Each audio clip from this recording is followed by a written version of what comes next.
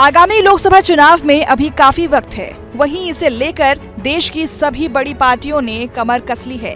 देश भर की कई बड़ी पार्टियों ने एक होकर बीजेपी के खिलाफ मोर्चा खोला है और 26 पार्टियों ने गठबंधन किया है, जिसे इंडिया नाम दिया गया है। एक और बीजेपी इस बार भी लोकसभा चुनाव में प्रधानमंत्री नरेंद्र मोदी के चेहरे पर चुनाव लड़ने जा रही है। वहीं सपा ने इसे लेकर बीजेपी पर निशाना साधा है। सपा प्रवक्ता अनुराग भदौरिया ने पीएम के चेहरे को लेकर बीजेपी पर निशाना साधते हुए कहा कि 140 करोड़ की आबादी वाले देश में ज्यादा से ज्यादा प्रधानमंत्री के दावेदार होने चाहिए। वहीं बीजेपी के पास सिर्फ एक कैंडिडेट के अलावा कोई दूसरा चेहरा प्रधानमंत्री पद के लिए नहीं है। इस पर बीजेपी जवाब ही नहीं दे पाती है।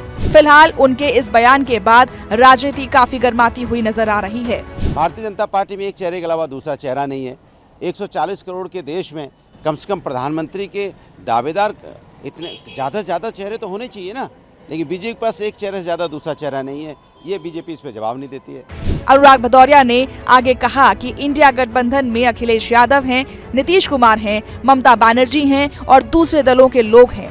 हमारे पास पीएम कैंडिडेट के कई चेहरे हैं, जिसमें सभी कैंडिडेट काफी मजबूत हैं और वहीं बीजेपी के पास एक चेहरे के अलावा दूसरा कोई चेहरा नहीं है। तो है ही, कई बार बोला जा रहा है कि जैसे समाजवादी पार्टी की तरफ से श्री अखिलेश यादव जी हैं, नीतीश कुमार जी हैं, ममता जी हैं और दूसरे दलों के लोग हैं, तो हमारे यहाँ तो कई चेहरे हैं ना।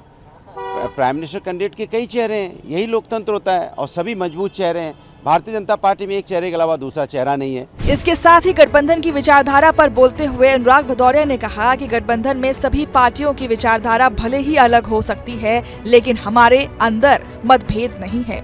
सभी का उद्देश्य एक ही है और राष्ट्र के मुद्दे पर हम सभी एक साथ आए हैं। महिलाओं से लेकर किसानों, बेरोजगारी, महंगाई और भ्रष्टाचार तक के मुद्दे पर बीजेपी बात नहीं करना चाहती है। वहीं इन मुद्दों पर इंडिया गठबंधन की सभी पार्टियां एक साथ खड़ी हैं।